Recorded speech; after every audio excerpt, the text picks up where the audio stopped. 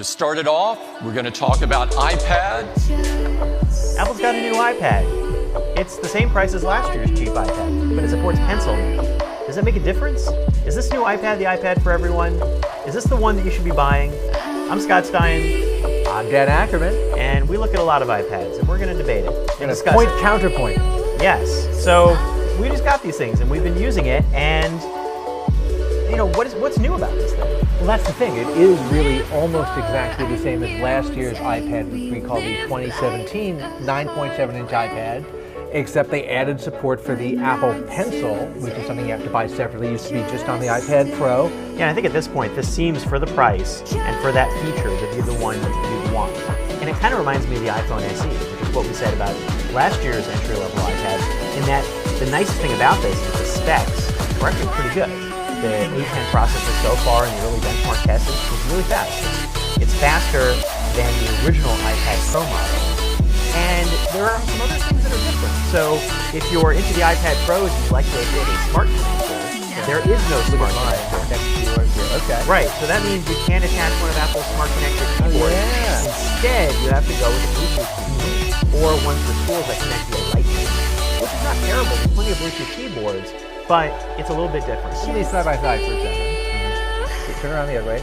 Identical. Turn around the back. Now the big trick here, Scott, is you have the new 2018 iPad that Apple just announced yesterday. I've actually got right here the 2017 iPad, and they're exactly the same chassis. I mean, the only differences are the processor, the Pencil support, which basically, according to Apple, is both software and hardware based, which means they've done something. They've added some additional component to the display stack in order for it to recognize the Pencil and pair with it via Bluetooth and actually work. But other than that, these are the same. You're right, they don't have the smart connector, they don't have the rotation lock switch. It's exactly the same. The only way to test it out would be to whip out a Pencil and then put it into each one and see which one ends up pairing with it.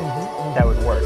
And this also works with the same accessories. So if you have a case for last year's iPad, it'll work. That'll work on it. If you really want the best iPad, sure, for the extra screen size and you've got money to burn, go for the Pro. But Go buy a MacBook then. Yeah, get a MacBook. Or keep in mind that they're probably going to update those Pros any day now, so don't go get one right now. You want to wait a couple of months and see what happens. Now here's the key. If you want to use one of these as like a laptop replacement, what people are sticking with, especially the Pro, you kind of want to get the Pencil, which is sort of a replacement for a mouse in a way to get fine control. And you want to get a keyboard of some kind. Those are usually $100 to $200. So you have to add at least $200 to $250 onto the $300 base price of it, or more to get the 128 which is the basic plan of 132. Yeah, okay. You're spending over $500. So maybe you'll just get a laptop then instead. Right, and I think they haven't changed any of the basic elements of what makes an iPad, including the Pencil, which is rolling all over the place on this tablet. It still has the same little cap that you could lose. It still charges by jutting out the bottom like a little dagger. So be careful in your school. And none of that's changed. So that's frustrating. There's no case that contains it. And the keyboard, there's none with a trackpad still. I've never seen a more elegant industrial design than this. There you go. So you're still going to charge it like that. Charges fast, but charges weirdly. So, it doesn't have anything that's transformed into a laptop. There's no way to add a MacBook like base to do work. And between that and the browser, which still doesn't feel like a Chrome browser or like a laptop browser, you're not going to be able to necessarily get all the web stuff done in the same way that you would on a laptop. And that's the biggest frustration I keep having about the iPad.